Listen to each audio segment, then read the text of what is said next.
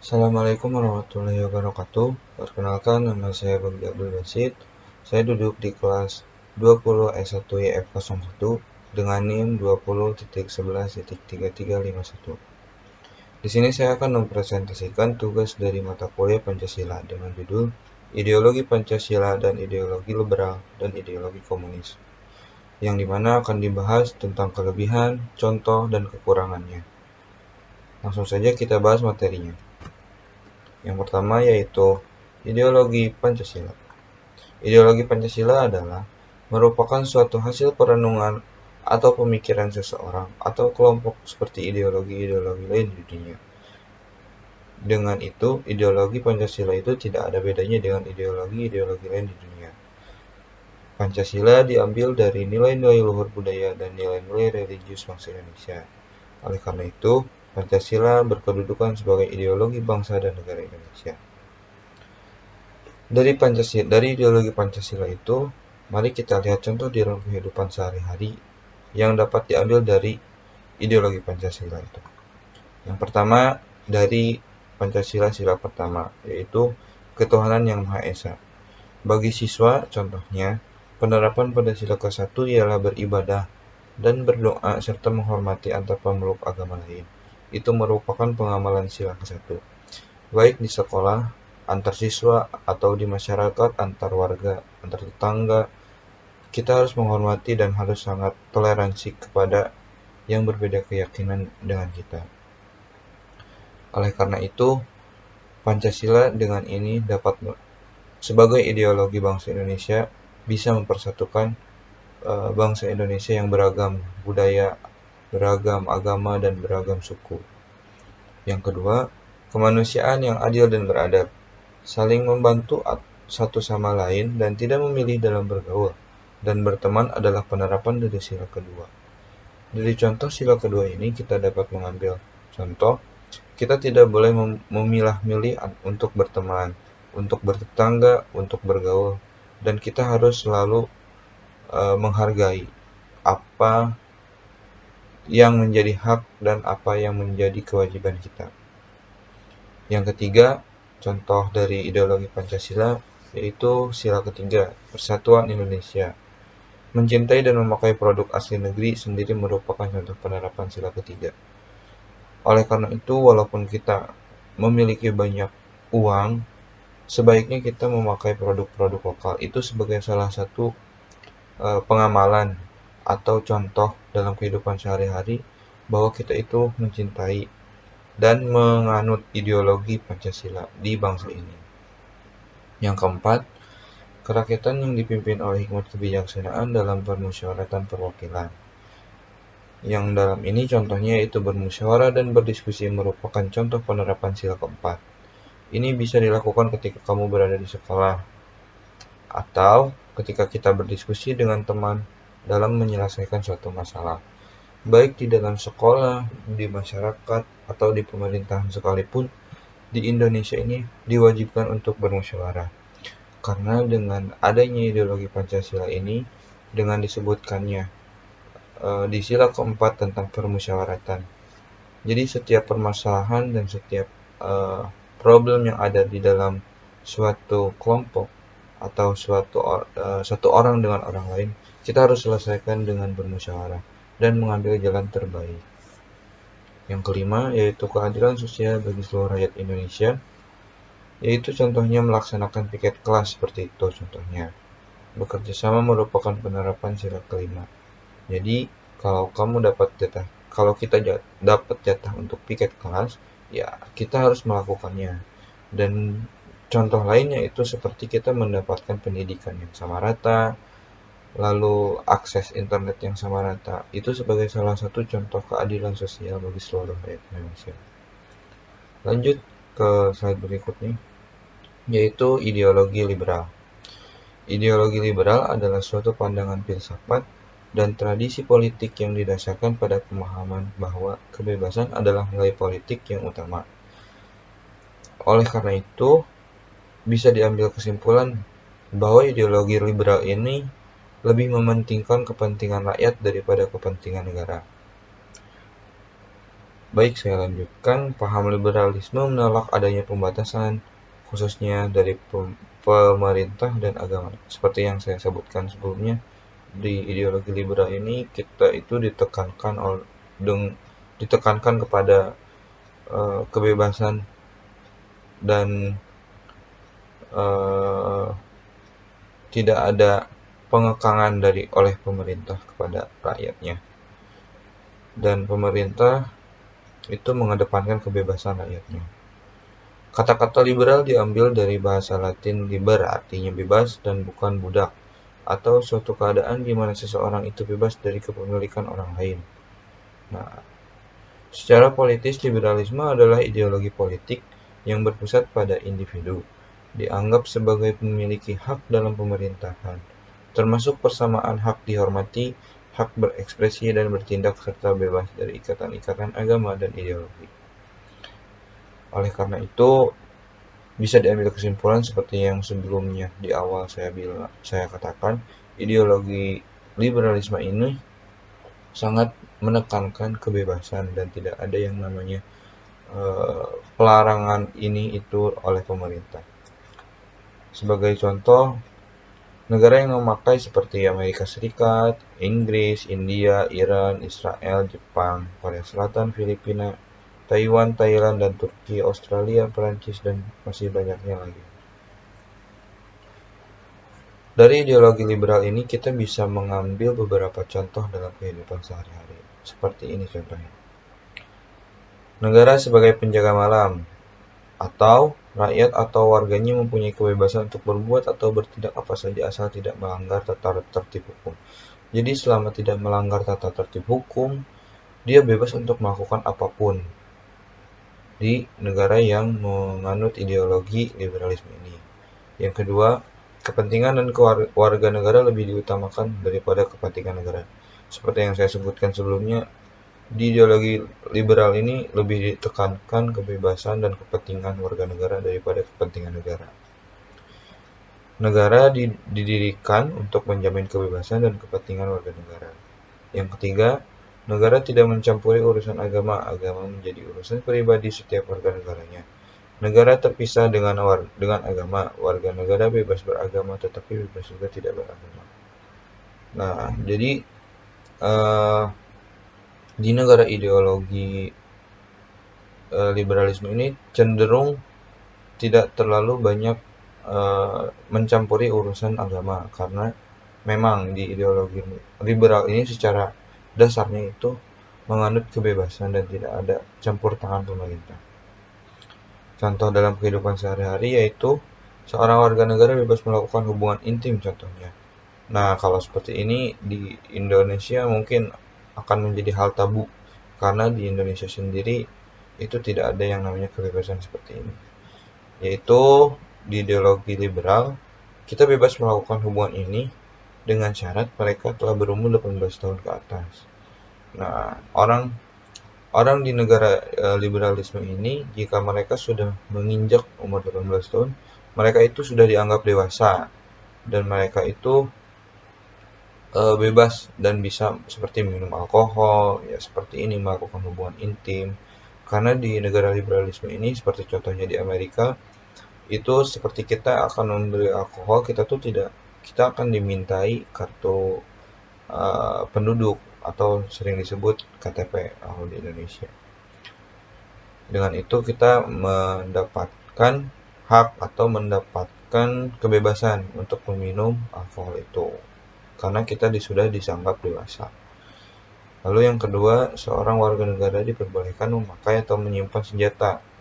Nah, kalau di Indonesia itu tidak diperbolehkan karena ya mungkin karena ada beberapa hal yang menyebabkan di Indonesia tidak boleh. Nah, kalau di negara liberal ini kita diperbolehkan untuk mempersenjatai diri kita seperti dengan pisau, yaitu tujuannya untuk membela diri atau menjaga-jaga jika terjadi kejahatan. Yang ketiga, seorang warga negara bebas untuk berkreasi sesuai dengan kemauan mereka, walaupun hal itu jika di Indonesia tergolong perbuatan yang sangat dilarang. Nah, seperti contohnya dalam contoh yang ketiga ini, seperti pembuatan video porno atau pembuatan video-video yang tidak senonoh, itu di negara liberalisme itu diperbolehkan dan diperjualbelikan secara bebas, dan kita bisa menontonnya dengan bebas tanpa ada kendala apapun. Oleh karena itu, eh, tidak menjadikan hal tabu untuk mereka melakukan hubungan intim di publik atau di ruang terbuka, karena mereka dengan sudah terbiasa, karena mereka itu terbiasa dengan kebebasan. Lanjut ke ideologi yang ketiga, yaitu ideologi komunis. Nah, ideologi komunis adalah sebuah paham yang menekankan kepemilikan bersama atas alat-alat produksi seperti tanah, tenaga kerja, modal. Untuk tercapainya masyarakat yang makmur, masyarakat komunis tanpa kelas dan semua orang yang sama.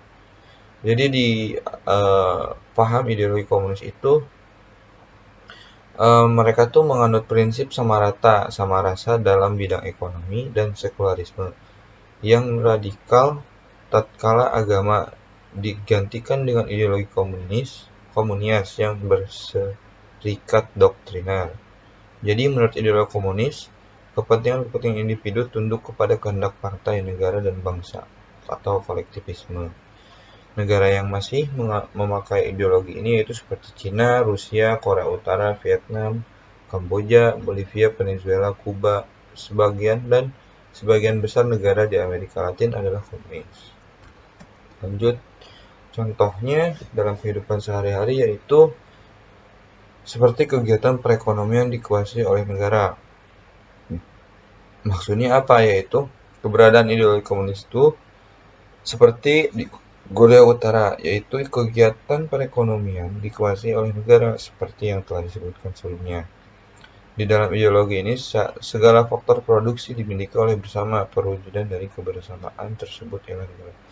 Jadi kalau di komunisme ini, itu kebalikan dari liberalisme yang dimana segalanya itu kembali lagi untuk warga negaranya itu, dan kepentingan warga negaranya itu lebih diutamakan daripada kepentingan negara.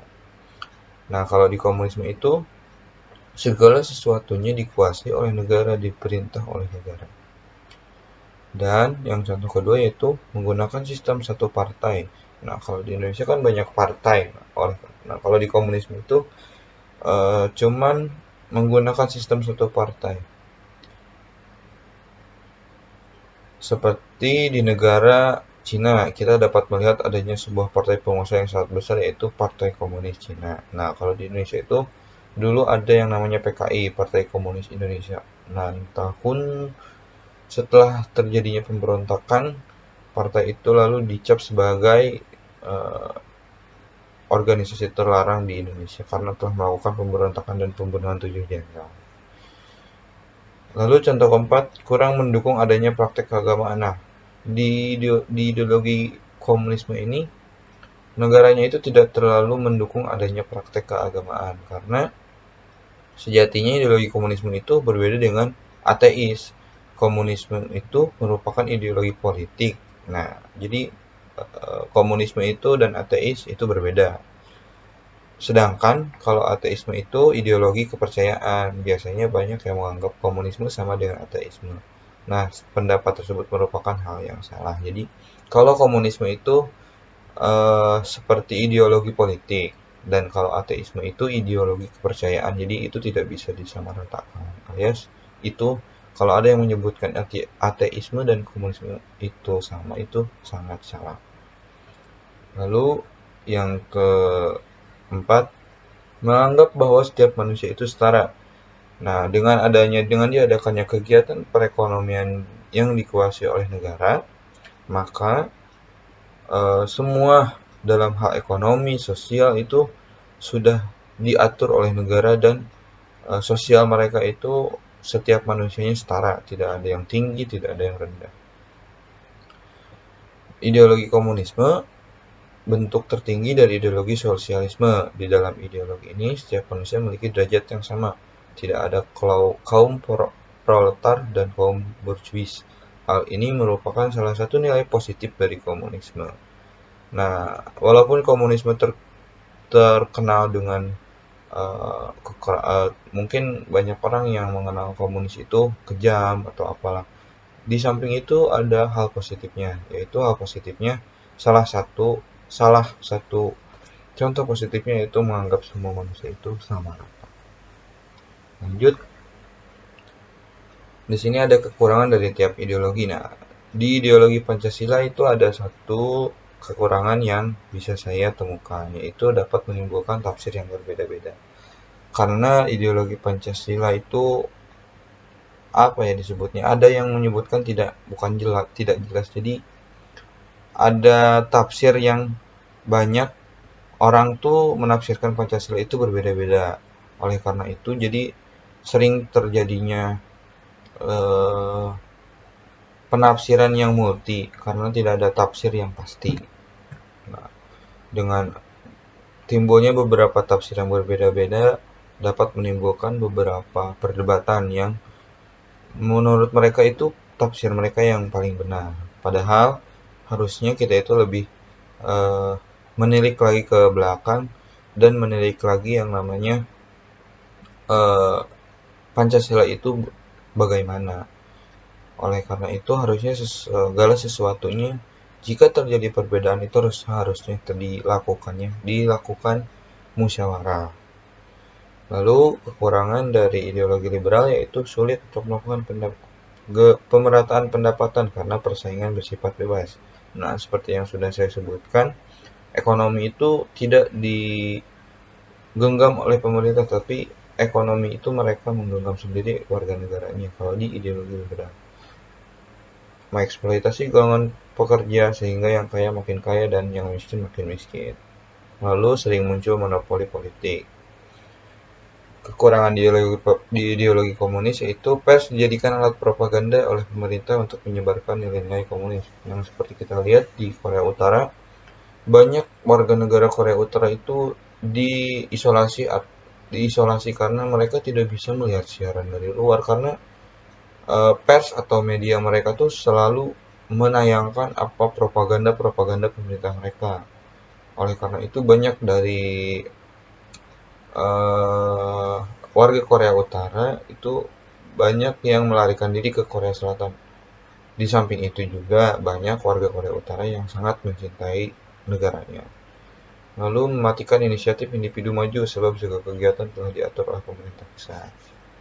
Lanjut, kelebihan dari tiap ideologi yaitu mencakup nilai-nilai positif dari berbagai ideologi. Nah, seperti yang sudah saya sebutkan, Pancasila itu mengambil jalan tengah atau mengambil nilai positif dari berbagai ideologi. Lalu menutup kelemahan dari kedua ideologi yang bertentangan. Nah, terus ekonomi yang menyangkut hajat hidup orang banyak dikuasai oleh pemerintah sehingga tidak mengorbankan rakyat. Seperti contohnya ketika pemilihan umum itu dana tidak ditanggung oleh rakyat walaupun memang uh, di Indonesia itu dari rakyat untuk rakyat, dari rakyat oleh rakyat dan untuk rakyat. Ya, walaupun dengan itu tetapi rakyat tidak ikut susah payah dalam hal penyelenggaraan pemilihan umum karena sudah ada pemerintahan yang mengaturnya. Lalu bersifat fleksibel yang artinya mengikuti perkembangan zaman. Lalu di ideologi liberalisme kelebihannya menumbuhkan inisiatif dan kreasi masyarakat dalam mengatur kegiatan ekonomi. Yang kedua, setiap individu bebas untuk memiliki sumber daya produksi. Hal ini mendorong partisipasi masyarakat dalam perekonomian. Lalu timbul persaingan untuk maju karena kegiatan ekonomi sepenuhnya diserahkan kepada masyarakat. Nah, lalu lanjut. Ini mungkin beberapa lambang yang tidak terlalu asing untuk ketiga ideologi yang sudah saya jelaskan. Ini mungkin banyak orang yang tidak mengenal mungkin ini tuh apa, tetapi ini bisa menggambarkan yang namanya ideologi liberalisme yang dimana yang sudah disebutkan tadi di kelebihan ideologi liberalisme itu kekreatifan warga itu dituntut. Mereka makin mereka kreatif itu makin mereka bisa memperbaiki perekonomian mereka yang tadinya perekonomian mereka kurang. Mungkin dengan mereka berkreatif dan mereka mendirikan usaha dan usahanya maju, itu mungkin mereka jadi lebih baik lagi perekonomiannya. Dan ini mungkin sudah tidak aneh juga, ini bisa kita lihat ada arit dan juga ada palu yang sudah tidak asing dengan lambang komunis. Nah, ini mungkin ada yang bilang ini untuk sosialis atau untuk liberal, tapi untuk saya ini mungkin bisa melambangkan dengan ideologi liberal, karena dengan diacungkannya sebuah tangan seperti itu menandakan perjuangan rakyat. Dan ini kita lihat ini sebagai burung Garuda, yaitu sebagai semboyan dari ideologi Pancasila. Selanjutnya, di ideologi komunisme, yaitu kelebihannya karena perekonomian sepenuhnya ditangani oleh pemerintah, baik dalam hal perencanaan, pengorganisasian, pelaksanaan, dan pengawasan, maka pemerintah lebih mudah. Karena struktur pemerintahannya itu tersusun dan satu, nah mereka tuh pengorganisasian dan pelaksanaannya tuh, pengawasan dan segala sesuatunya itu lebih mudah dengan ideologi komunisme. Itu satu dari kelebihan ideologi komunisme. Lanjut, pemerintah menentukan jenis kegiatan produksi sesuai dengan perencanaan, sehingga pasar barang dalam negeri berjalan dengan lancar. Relatif mudah melakukan distribusi pendapatan. Jarang terjadi krisis ekonomi karena kegiatan ekonomi direncanakan oleh pemerintah. Tidak ada pembagian kelas apapun ketimpangan yang ada. Nah, ini bisa mewakilkan dari yang tadi itu, tidak ada pembedaan dari setiap rakyatnya. Semua rakyat di negara yang menganut ideologi komunisme itu, mereka itu sama rata, tidak ada beda apa-apa. Nah, oleh karena itu, dari setiap ideologi yang telah saya jelaskan dan telah saya perlihatkan contoh-contohnya, itu memiliki kelebihan dan kekurangannya masing-masing. Lanjut, sekian dari saya. Mohon maaf apabila ada kesalahan, apabila ada perkataan yang kurang berkenan, apabila ada perlakuan dan ucapan yang tidak enak didengar, mohon dimaafkan. Assalamualaikum warahmatullahi wabarakatuh.